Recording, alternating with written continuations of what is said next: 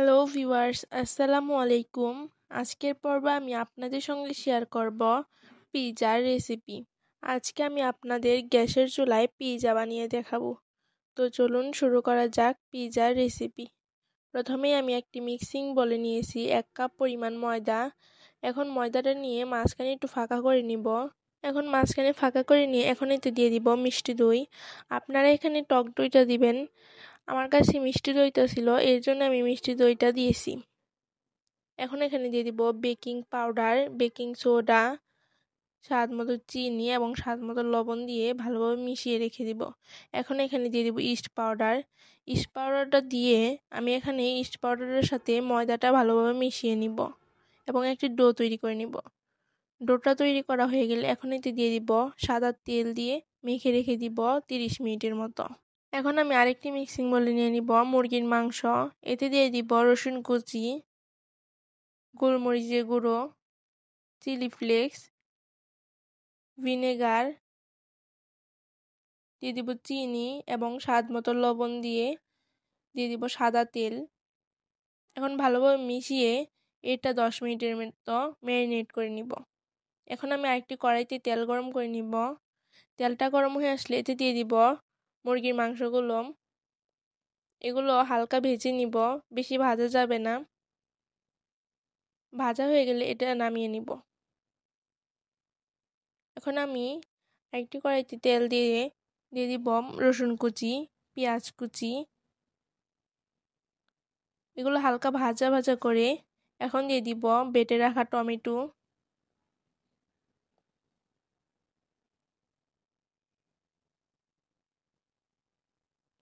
এটা কিছুক্ষণ কষিয়ে নিয়ে এতে দিয়ে দিব গোলমরিচের গুঁড়ো, চিলি ফ্লেক্স, চিনি, লবণ। এগুলো দিয়ে আবারও কিছুক্ষণ কষিয়ে নিব এবং দিয়ে দিব কাশ্মীরি মরিচের গুঁড়ো। এটা কালার আসার জন্য দিতে হবে। আধা ঘন্টা পর আমি ডোটা বের করে একটু মথে নিব। এখন আমি একটি বোর্ডে ময়দা ছিটিয়ে দিব এবং একটি রুটি বেলে নিব। রুটিটা বেশি মোটাও হবে না, বেশি পাতলাও হবে না। এখন আমি একটি প্লেটে দিয়ে দিব তেল। তেলটা মেখে নেওয়া হয়ে গেলে এতে রুটিটা দিয়ে দিব এবং 4 সাইডে একটু ভাঁজ করে দিব এবং একটি কাঁটা চামচ দিয়ে আমি এখানে ছিদ্র ছিদ্র করে দিব। ছিদ্র ছিদ্র না করে দিলে রুটিটা ফুলে যাবে। এখন দিয়ে দিব পিৎজার সসটা। পিৎজার সস ছড়িয়ে দেওয়া হয়ে গেলে এতে দিয়ে দিব টমেটো, ক্যাপসিকাম, পেঁয়াজ এবং ভেজে রাখা ওই মাংসগুলো।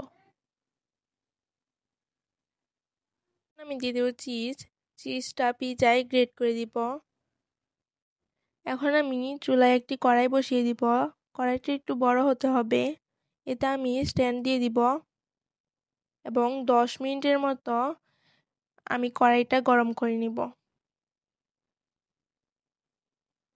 10 মিনিট পর আমি পিৎজাটা দিয়ে দিব।